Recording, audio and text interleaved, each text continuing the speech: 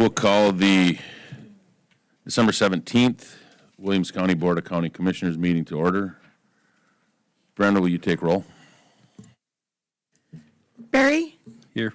Steve? Here. Corey? Bo? Here. And Chris? Here. Okay, if everybody please rise for the Pledge of Allegiance. I pledge allegiance to the flag of the United States of America and to the republic for which it stands, one nation, under God, indivisible, with liberty and justice for all.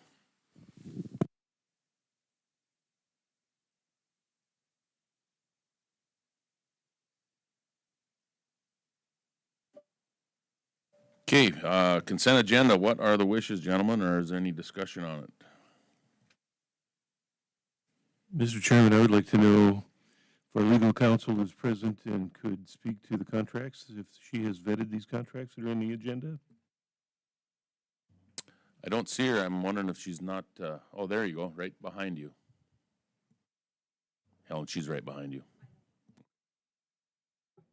There we go. This was part of my training for Commissioner Wallstead, so I'm pretty excited how it went. Said when there are contracts, we just always want to make sure that Karen has reviewed them. She did do one last review yesterday, and I believe we're good to go. Thank you. Mr. Chairman, I'd move to approve the consent agenda. Is there a second? I'll second that. Moved and seconded. Any discussion? Roll call, please.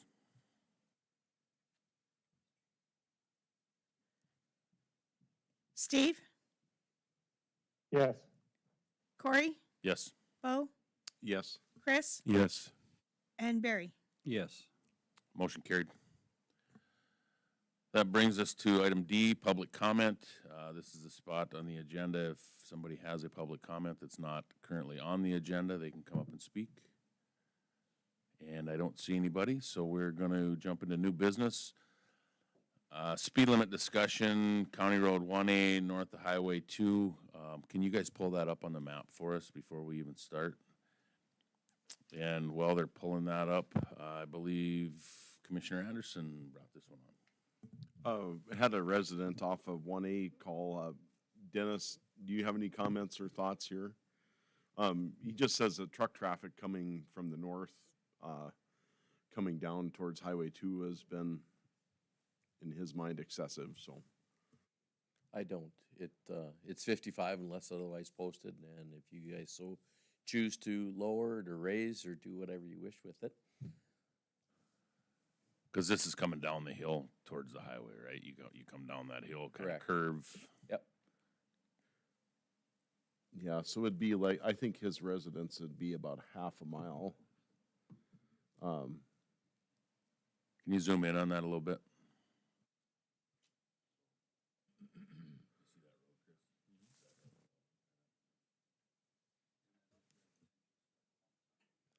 On the east side, yes.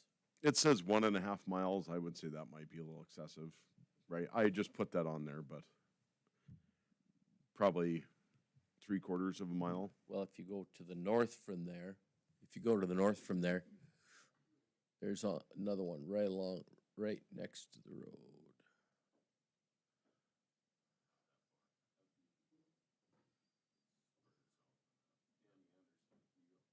Right there. So, and there's an intersection, right there's the intersection, so.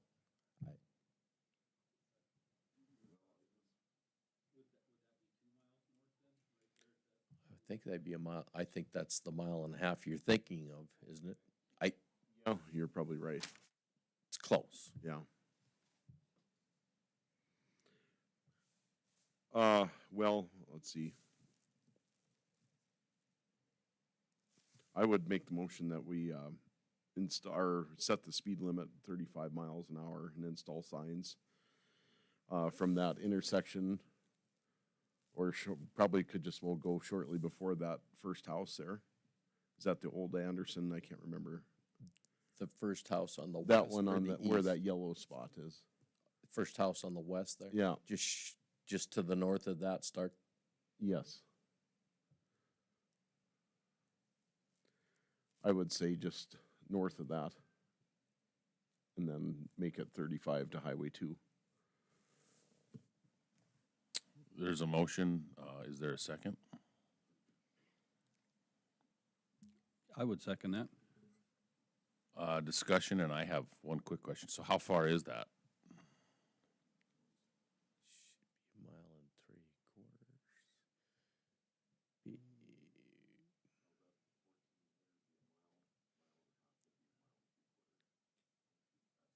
2 miles.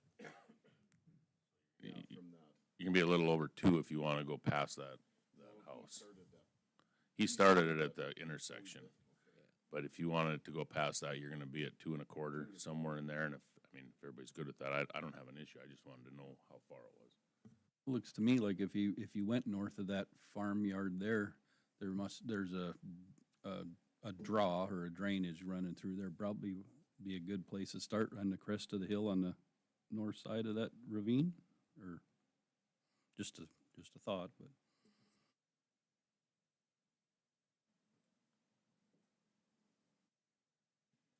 Well, if you set it at 35, they're still gonna be going 45, so, yeah. Well, and that's, I had this discussion with a resident, that just because we put up signs doesn't mean people adhere to them, but if there is a sheriff's deputy on that road and somebody's going 50, then they can be ticketed. Right now, it's 55, so. And he understood that, so I guess Verlin, do you have any concerns? Okay. So I guess if I need to, I can amend that to be 2 1/4 miles on County 1A. And are you okay with? Okay, the motion and second have been amended. Any further discussion? Roll call. Corey, Yes. Bo, Yes. Chris, Yes. Barry, Yes. Steve. Motion carried. Thank you. We've got report, I'm sorry, item 2 is Bethel. I almost skipped you guys, sorry about that. I see we have a couple folks. If you come up, want to introduce yourself for the record, and then the floor is yours.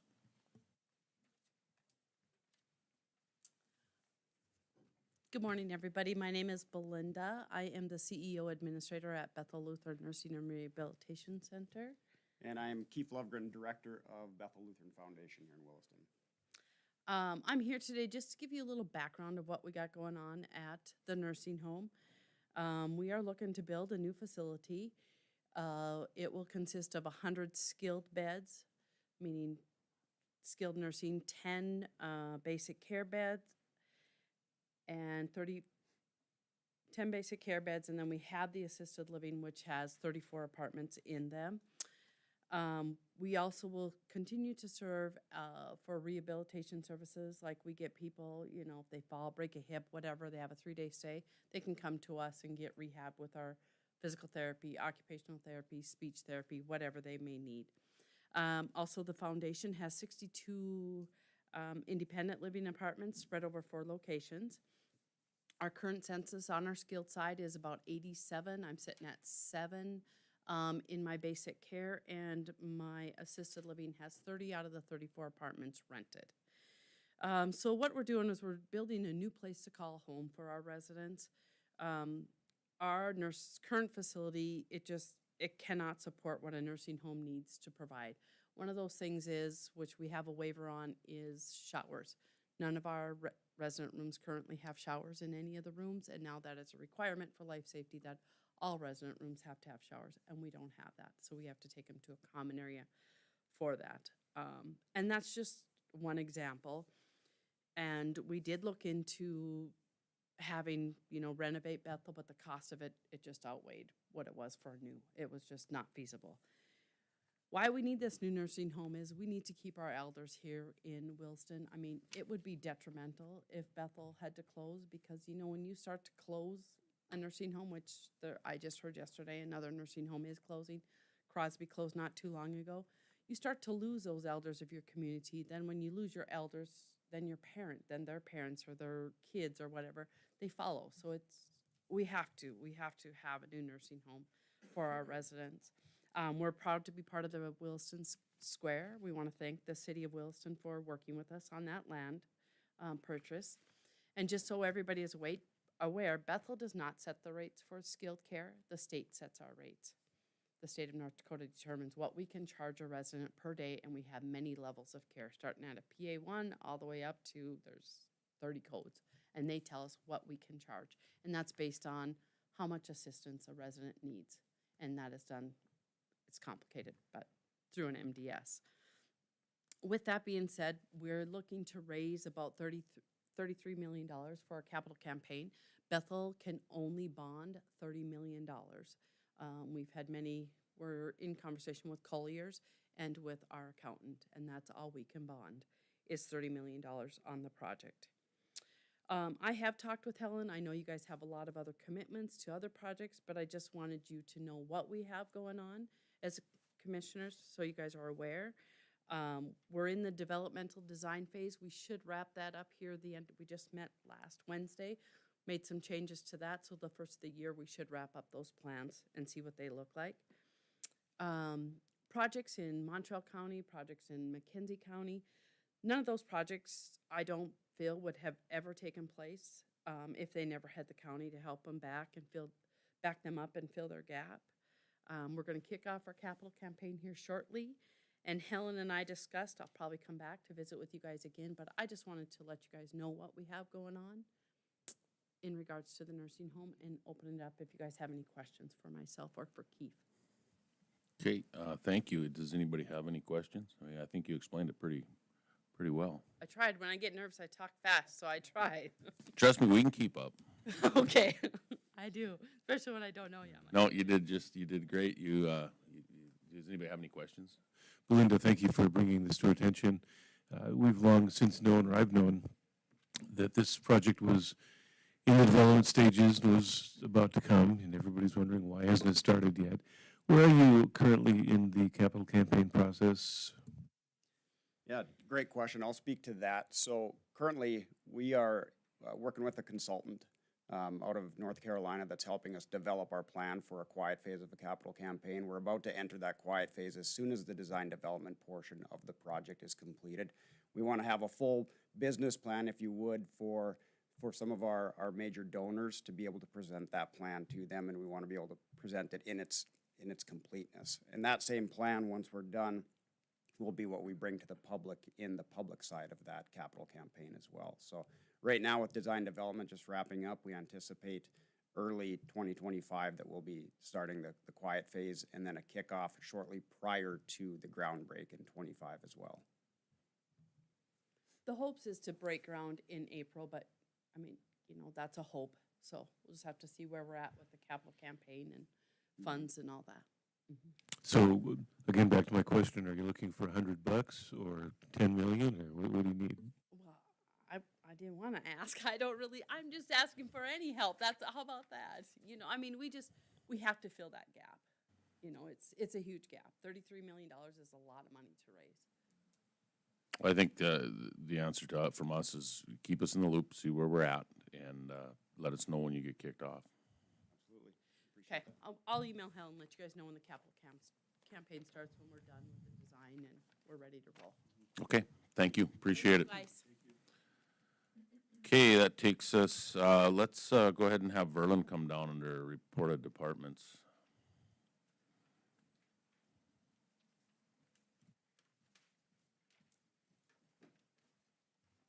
All right. Good morning, Commissioners. Sheriff Quandy. Just presented an application to you this morning for your review for the public safety grant application. Currently, we're looking at trying to upgrade our SHRP. If you recall the vehicle, it's an all-terrain vehicle. We've been able to do a number of rescues down in the river bottoms, and then we've also been requested by Cass County in the past for assistance when they have flooding.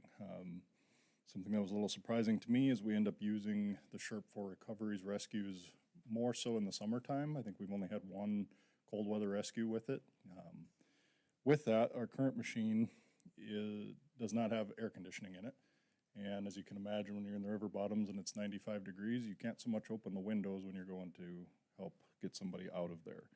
Some of the other things for this newer model, so it comes with air conditioning.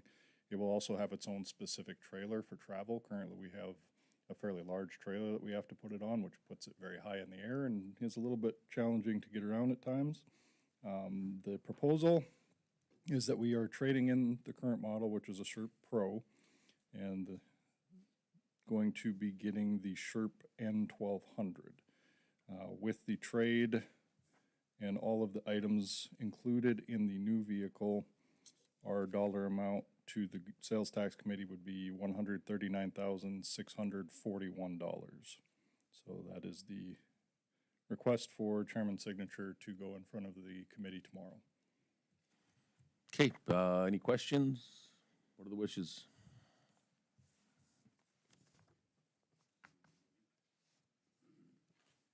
Mr. Chairman, I'd make a motion to approve the proposal and bring it to the 1% committee.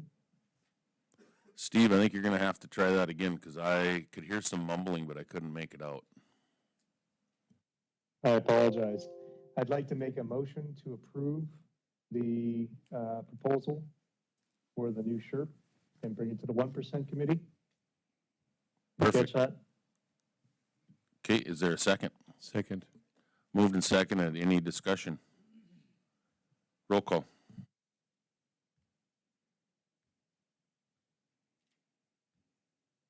Steve, Yes. Barry, Yes. Corey, Yes. Bo, Yes. and Chris. Yes. Perfect, motion carried. There it is. You Gentlemen, can go ahead and appreciate take that. Brenda, thank you for keeping us on our toes. That was, we were all confused there for a second. All right, now, auditor's office, looks like you got a couple of things.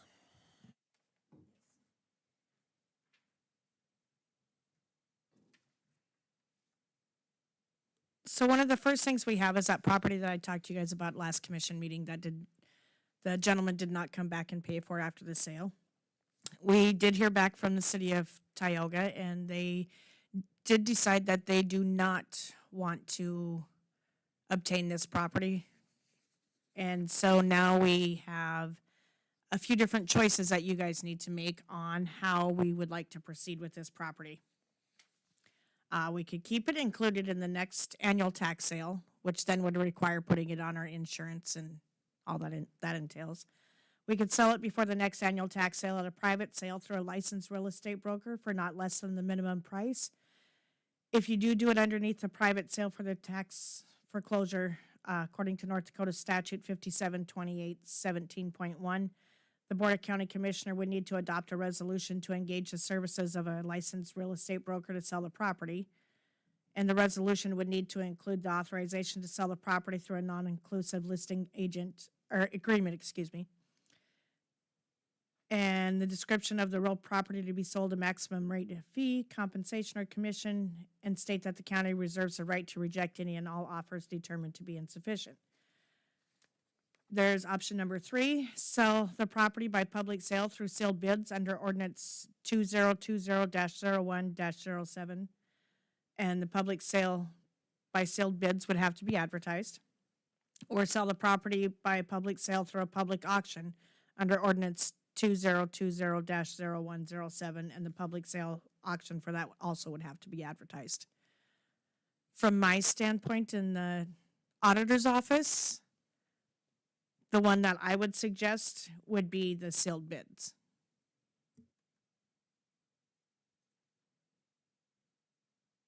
Did the city of Tioga say why? I mean, is the price that high that they didn't want it, or and what is the price on this?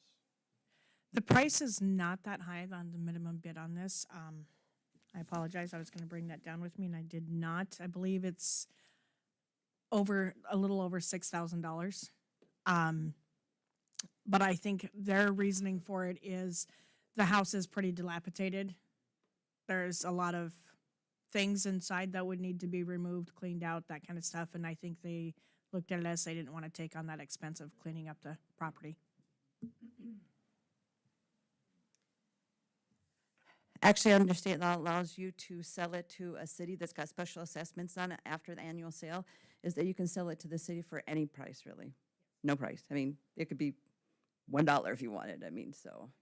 Well, So they wouldn't that- take it for free? So I don't know if the city of Tioga understood that at all, so I don't know, yeah. Well, that was my point, is like, you know, if we could sell it to them for $1, I would think that they'd be able to clean it up, and then they'd have a lot for sale that would benefit, you know, the city's tax rolls, but maybe can we?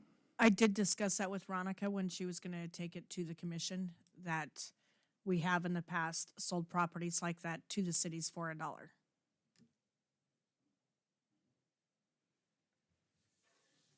Brenda, if there is a sealed bid, is there a minimum asking amount on that sealed bid? The minimum bid price that we had for the original tax foreclosure sale would still be the minimum bid on that. Okay, what are the wishes? I would make a motion that we sell this property by public sale through sealed bids under ordinance 2020-01-07. I'll second that.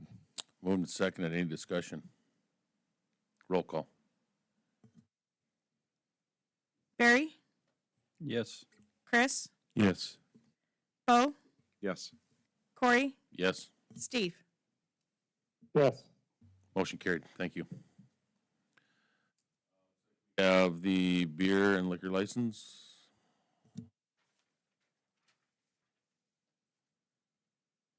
Okay, on this one, we have the information from Dwayne that he had sent to them to get their fire inspection done, to get their liquor license. He has yet, I believe, to ever hear any response back from them. We also sent out their packet to apply for their liquor license. Sorry, Brent, by them, you were referring to one. Oh, excuse me. Fast Lane Yes, 29? the 29-mile bar, Fast Lane 29.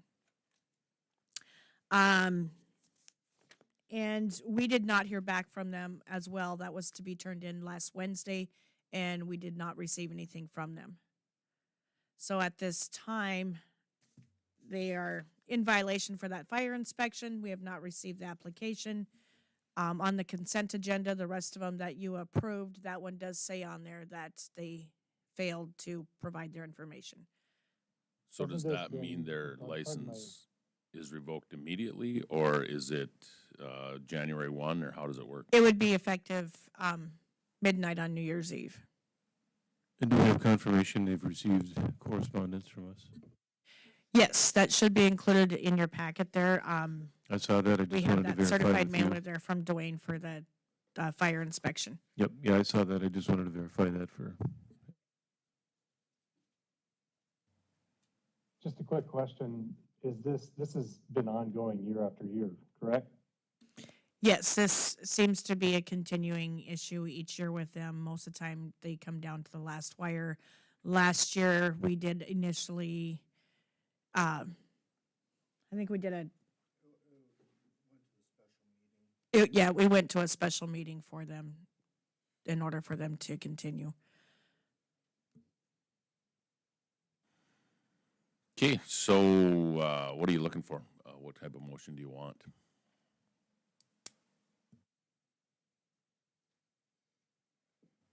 Come on up, Dwayne. Get a microphone. Dwayne Winter, Williams County Fire Inspector. At this time, I would be asking the commission to deny their liquor license as of December 31st at midnight, since they failed to meet all requirements each year for both the liquor license aspect and the fire inspection. Is there anything we need to put in there? I mean, since it's not here, if they call and it is now the 17th and bring all this information to you the day before Christmas, and we probably don't have another meeting, is there anything we can put in there for that? And that's probably maybe a Karen question, I don't know. So, I know in past, it's been several inspections each year in order for them to pass, so they want, in my eyes, they're not gonna be able to make it by the January 1st deadline. So my understanding is that if they do bring in the paperwork and they get the fire inspection, that you would grant this license then. No, my question, what I'm saying is we're not gonna have a special meeting because this has happened year after year. So they're not gonna call us and then we have to have a special meeting on the 28th in order to approve this. I would agree with that, but I don't know think you necessarily have to put that in the motion, just denying the liquor license really. And if they bring in the paperwork, then they'll have to just wait until the next board meeting really, so. That was my question. Thank you. Which is, looks like 7th of January.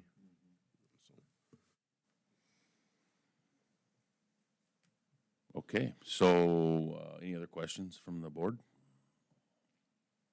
What are the wishes? Would make a motion to, I guess,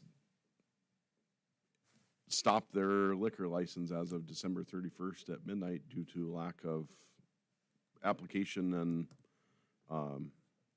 fire inspection, correct?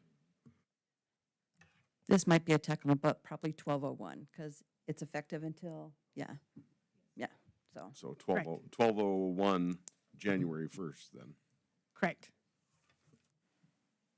Okay, motion, is there a second? Second. Moved and seconded. Any further discussion? Looks like we've got the sheriff coming. Sorry about that, just looking for some clarification then. We have seen paperwork come from the Attorney General's office before for closures. I've not seen anything from the county in the past. So is there gonna be some notice sent to them very clearly defining that their liquor license is going to be null and void at that time? Yes, I do believe our office needs to send that out to them. Okay, is that certified mail then, or are we serving that through the sheriff's office? Which would you prefer? Either one is fine, we just need to have proof of service as well. Just because mail is the way they are, especially certified mail, I would say, suggest that the sheriff serve the notice, really. You know, and I really wanted to sound that way, but no, she stole my thunder because I was gonna say, let's have the sheriff do Sorry, it, but Corey. I mean, you know, Karen said, no, I would totally agree. Do we need to add that or do we just go with the motion and then deal with it that way? You wanna add it? Would you amend your motion? No, you don't need to?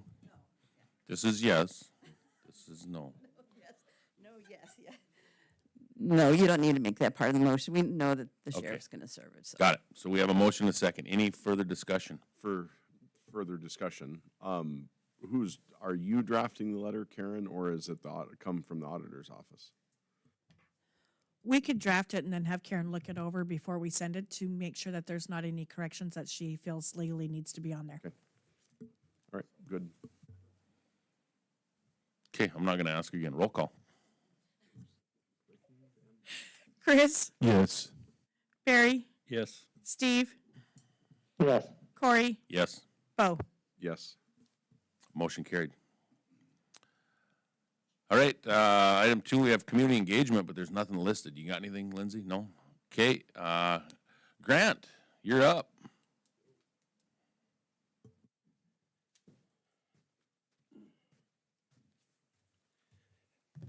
Morning, Commissioners. Grant Carnes, Veteran Service Officer. I'll start you off with some numbers. For fiscal year 2023, we're using federal numbers, big VA numbers. They're a year behind, obviously. So last fiscal year 2023, residing in Williams County and registered within the VA, we had 2,572 veterans in Williams County alone. In 2023, we also brought in compensation and pension, $19.9 million in federal funds back to Williams County. Office year to date. Actually, let's go back to, we also have these are some interesting numbers that I think are enlightening and things that maybe the public should know. The VSO office currently also helps 170 residents outside of Williams County. Divide County, Montreal County, McKenzie County, or other states. With Montana veterans, we're currently servicing 125 veterans in Montana. Office year to date, we've had 398 office visits with appointments and 3 on average walk-ins per day. That doesn't count phone calls. Those office visits make up compensation, pension, education, death and burial benefits. That's where that $19.9 million comes back in. Over the course of the year, we have performed 32 honor guard events arranged through the office, mostly funerals, but also presented colors for sporting events, community events when asked, like Marketplace for Kids, Reflection of Love, just some of the events we do. Helping veterans, we are a hub for the community. When veterans are in need, when a community, business, charity, or group want to help local veterans, our office, they tend to turn to us. And here's some numbers and how we're also helping veterans. Facilitated 95 nights in hotels over this past year. These are generally veterans that are faced eviction. They're transitioning veterans, whether they're returning from treatment somehow or maybe domestic violence, things like that. So it's been immediate placement, so they weren't on the street. 11 veterans were helped with rent, security deposits, utility bill paydown.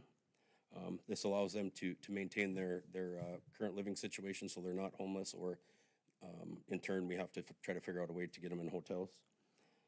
Help 12 veterans with other living expenses like heating, prescriptions, insurance, and phone, and 3 more with vehicle repairs.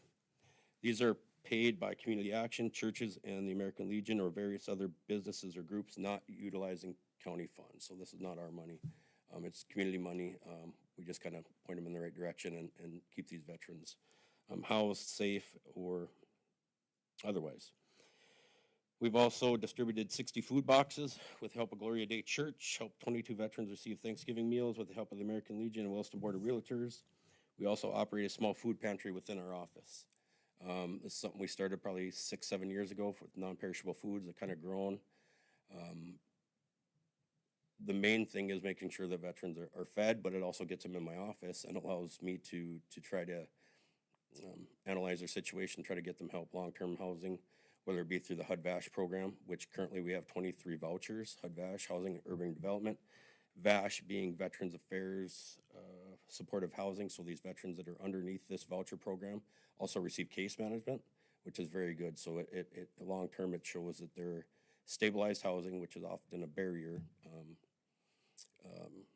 to keeping them off the street. Obviously, they need to be housed somehow.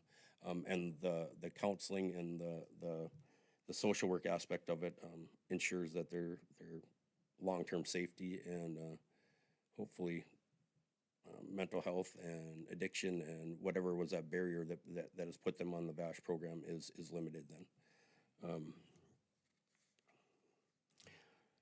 Within the food pantry itself also was not utilizing county funds. It's community partners, 4-H groups, churches, and other local businesses. And it's not just food. We tend to have toiletries, things like that, gloves, hats, socks, things like that throughout the winter.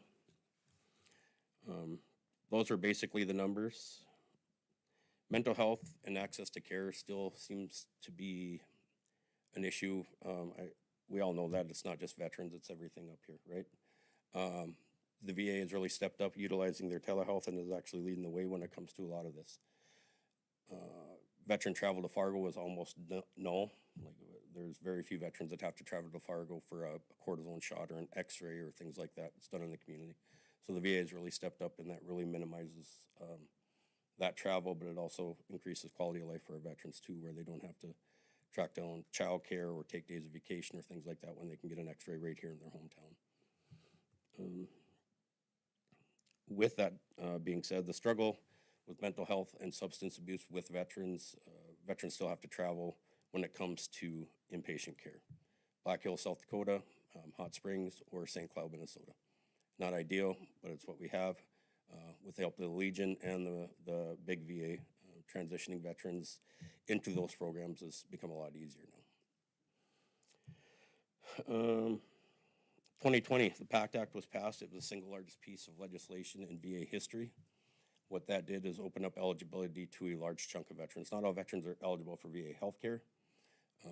That being said, we hear about the burn pits, Camp Lejeune water, Agent Orange, and this PACT Act is kind of all-inclusive. It really broadened that scope and opened up the doors to eligibility for a lot of veterans. So the reason why I bring that up is we need more veterans coming in to see me. I've been trying to educate the public because in the past, those veterans were ineligible for VA healthcare. And I need them to come in and make new application for healthcare benefits and things like that. So I'm doing my best to try to educate the public on that. Our VA clinic is moving. Our clinic right now, which is currently behind Grandma Sharon's, is moving to 27th Street West and Butterfly Avenue. So that's right behind the trampoline park. To the north, right behind Megalatte in their structure. So that's set to take place 1 January 2025. Another interesting number for you, VA clinic is currently seeing about 230 patients on average per month. That is on top of their telehealth that they're doing. So that's walk-ins is 230, and then they have their telehealth that they also facilitate through their office. Currently, I sit on the Education Committee as well as Time and Place Committee for the North Dakota Association of County and Tribal Veteran Service Officers. I'm also a delegate for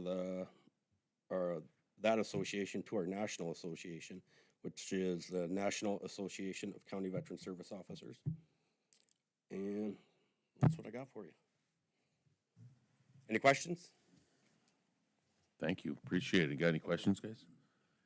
I got one, and then it's, I should, why would there be vets that aren't eligible? Isn't that, that's kind of part of the deal, isn't it? And that's what the general public tends to think. We as on the general public side, and I just spoke at a Legion, or not a Legion, excuse me, a Lions meeting, and I got the same ask of me.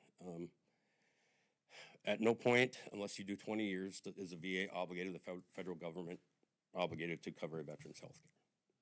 Now, that being said, the VA was founded for that very reason, to provide health care for those veterans that were hurt or injured in defense or support of our country, right? Well, in doing so, that's initially what its main core purpose was, to make sure that those veterans that were hurt were taken care of. And now we're to a point where veterans health care costs a lot of money. They went to a priority group system in 1998 where they prioritized veterans health care based on whether you were hurt or injured to ineligible but enrolled. You served, but you weren't hurt. You don't meet the income guidelines. There's a lot of, between groups 1 and 8, there's a lot of caveats in there. POWs, Camp Lejeune Water, Gulf War veterans, Purple Heart recipients, veterans below a certain means threshold, recently returning veterans. So there's a lot of little instances in there, and that's exactly where the PACT Act kind of comes in and interjects, like, hey, we need to open this up. I think the VA is really proactive, and they don't want another Agent Orange type scenario on their hands. So they've really opened up that healthcare so we don't have a bunch of veterans that are extremely sick, and then the VA finds out about it 30 or 40 years plus, and then is reactive to the situation versus proactive. So I hope that kind of covers it for you. Every veteran's situation is different too. And I always suggest that the veterans come in and talk to me. I mean, every year, every 2 years, every 3 years, can come in and see me and see what we can do. Because these laws and rules are constantly changing as well. There was a time where net worth was a factor in that.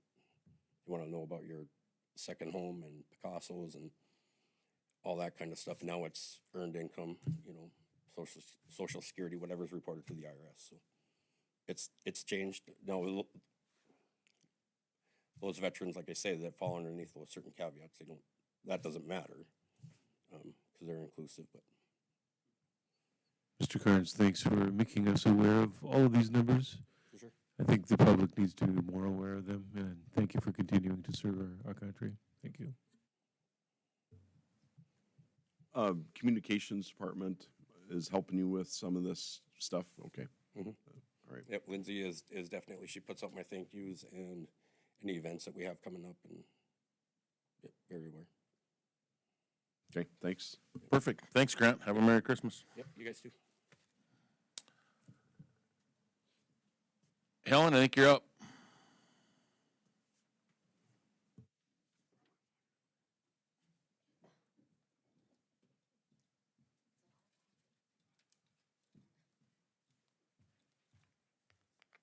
Morning again. We have a position report in front of you. I didn't actually really go over it with Commissioner Wallstead, so I'll just highlight that there are 3 columns on this report. One, far left shows positions we would be requesting to be filled. Anything that I bring here would be budgeted, and I would have to describe if it wasn't and get permission to create a position. Then in the center is the list of positions that we are recruiting, actively recruiting. And then on the far right are those that have been budgeted, but we are not currently in the process of filling. And in the case of a couple of these, they're actually eliminated in next year's budget, so then the list will change. I also provide you there a summary of by department employee count and then by position class employee count as well. Those numbers should always match, guys. I'm pulling it from the same report. So no positions that we're requesting approval for today, but we'll go, to the back side. We do have a position on the Water Resource Board open. The term of that position is 1/1/25 to 12/31/27, and Bill Sheldon is the recommended appointee to that seat. Hey, what are the wishes? Make a motion to approve that appointment for Bill Sheldon to the Water Resource District Board. Is there a second? Second. Moved and seconded. Any discussion? Roll call. Bo, Yes. Chris, Yes. Barry, Yes. Steve, Yes. Corey. Yes, motion carried. The county commission is required to appoint a coroner each year, or actually it's a 5-year term, and you can see that term listed in the middle column, 1/1/23 through 12/31/27. Seth Coughlin has served as the coroner for 2024, but he's resigned that seat. And we would ask that you appoint Kurt Beatty to be the coroner, effective 1/1/25. Mr. Chairman, I'd make that motion to approve Kurt Beatty for 1/1/25 as county coroner. Is there a second?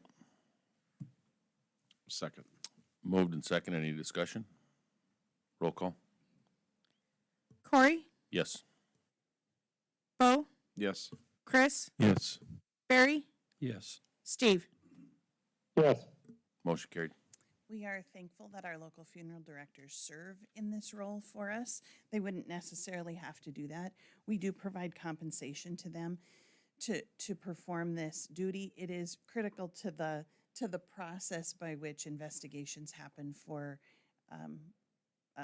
deaths in which there is a suspected criminal element or an unattended death. So we appreciate them doing that. Based on what we've expended this year and some increasing costs for them, I will bring forward in early 25 a budget amendment.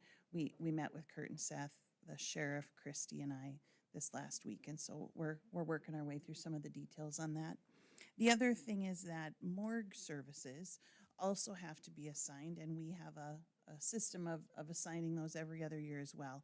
And so that has to do with different duties as it relates to handling remains that may be may need to be transported or stored within our community or communities.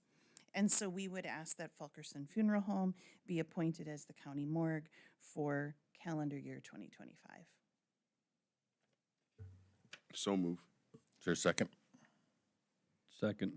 Moved and seconded. Any discussion? Roll call, please.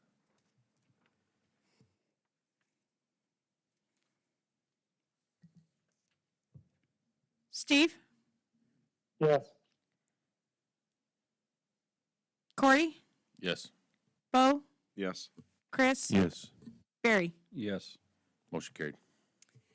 All right, we are of course heading into a couple of holiday weeks here.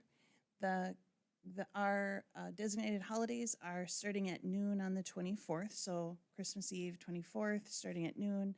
Our buildings would be closed and then all day on the 25th, and then again on January 1st. we do have many people. In fact, I would tell you a majority of our staff, if you just look at overall count, would likely have to work over some of those holidays or would be in a department that will have people working over the holidays. So the county doesn't shut down, but we do have our buildings closed on those holidays. The other thing to know is that we had a special meeting, not a special meeting, we had a regular meeting, but out of the normal schedule, planned for December 27th. And that is because we were cash-based in our accounting and we needed to approve end-of-year expenditures. But because we've moved to an accrual basis for our accounting, we can just pay, we don't need that meeting for those bill approvals. So I would leave it up to you if you want to cancel that regular meeting for the 27th. Now, I stood up when we were having the liquor license conversation because I think that's the meeting where this problem got solved last year, but we would have no other reason to meet on the 27th this year. We don't need it for the accounting purposes. Well, and with that, the other one I'd like to throw in there is Christmas Eve. I don't know that it makes sense that we bring everybody in on Christmas Eve. Obviously, we have departments, like you said, that are gonna be working, the jail, the sheriff, but I guess I'd like to include right in there, let's just be closed on Christmas Eve also as kind of a thank you to a great staff from us. So therefore, we would need a motion to get rid of the December 27th meeting and be, how do you say that? Not, I would say. we can't say closed, we're not closed, but. Right, I would just say, call all of Christmas Eve a holiday. Designate all of Christmas Day or Okay, Christmas Eve. that makes it easy. Okay, I would make that motion. Is there a second? Second. Moved and seconded. Any discussion? Just out of sheer curiosity, I mean, does anybody foresee any real business necessary Christmas Eve day? I would tell you that historically, the public is not coming in on the morning of Christmas Eve. I think they are preparing for the holidays, traveling to see their family. I think it's pretty, the Christmas Eve mornings that I've worked are real quiet in the building. And most departments are minimally staffed because we're meeting the obligation, but. Jokingly, staff is probably wrapping presents.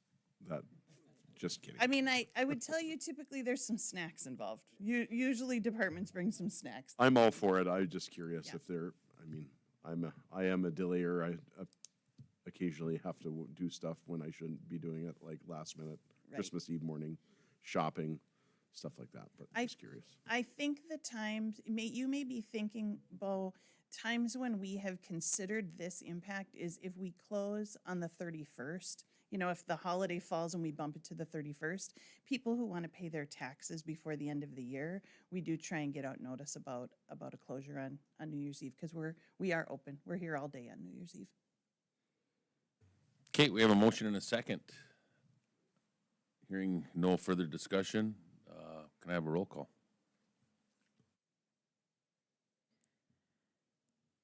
Corey, Yes. Bo, Yes, Chris, Yes. Barry, Yes. Steve. Yes. Motion carried. Great, that's all I have. That's all you have. So that is the end of the agenda. We will adjourn 8:48.